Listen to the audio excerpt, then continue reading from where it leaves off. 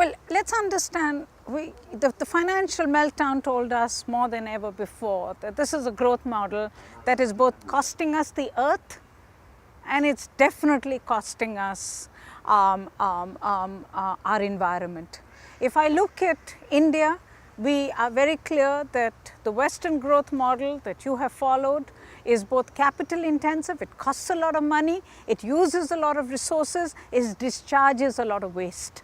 Now you have the capacity perhaps to be able to mitigate, and I don't say solve, but to be able to reduce the adverse impacts of your growth. So you can continue to invest in building new sewage treatment plants, building up more pollution control to deal with the fallout of wealth. But our problem is that we are getting onto the same path, but we don't have the kind of money to invest in cleaning up the waste. So clearly, we have to reinvent growth. We have to find a new model of growth in which we can grow, because we do need to grow. We are very poor people, but to grow without pollution, to grow without first destroying the earth, leading to a major catastrophe like climate change, and then finding that you have some well-being.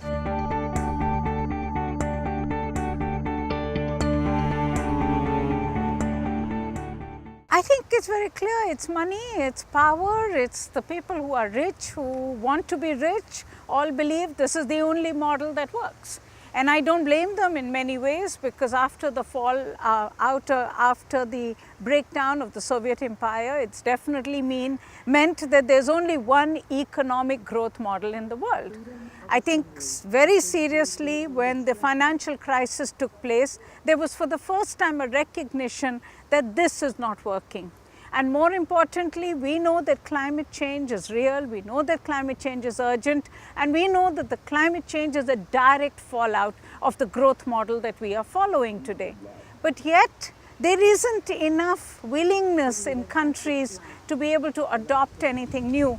And I think that's partly because the poor in the world, the people who are victims of climate change, the people who are the most vulnerable to the way the growth model is working, don't have the voice. And if they had a voice, I think they would demand something better. They would demand our governments not to choose between socialism and capitalism, but certainly to find a better way for all of us. It can be done. We can reinvent the growth model, we can reinvent economic growth, but it will take an enormous amount of guts, innovation, and I believe the power will only come when we can give voice to the voiceless.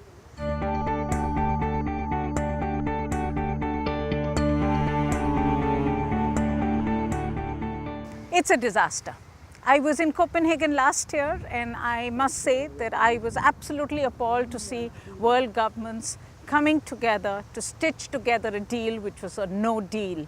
Let's be very clear, the Copenhagen Accord is iniquitous, it is ineffective. It leaves out the world's biggest historical polluter, the United States, off the hook. It's clearly not a deal that any one of us can believe is going to solve the climate change issue. And yet, the WikiLeaks expose that has come out just yesterday shows very clearly that the US both bribed countries like Maldives to buy onto the accord, to break the unity of the developing world, and it also coerced countries like like Ethiopia, for instance, which emerges, to sign on, or otherwise they would be nothing. So here you have the world's biggest bully. Here you have a country which is completely immoral in the way it has overused its share of the Earth's resources, the fact that it is the major contributor to climate change, and here you have a civil society which is willing to listen and to say to the US that maybe just to bring you on board, we will crawl, we will bend, we will do anything. And I think that's what's playing out in Cancun today. I hope in Cancun, the US, with its extremely poor strategy to deal with climate change, a strategy which says that business as usual is the business of the day, that it will continue to pollute, that strategy will not succeed.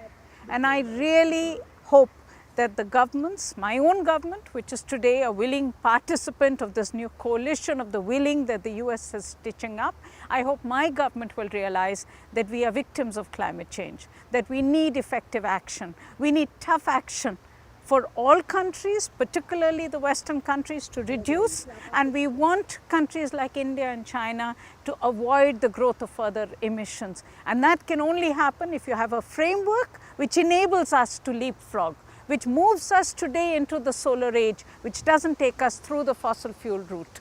It is possible, but it will again, as I said, take an enormous amount of courage to stand up to the world's biggest bully on climate change, the US.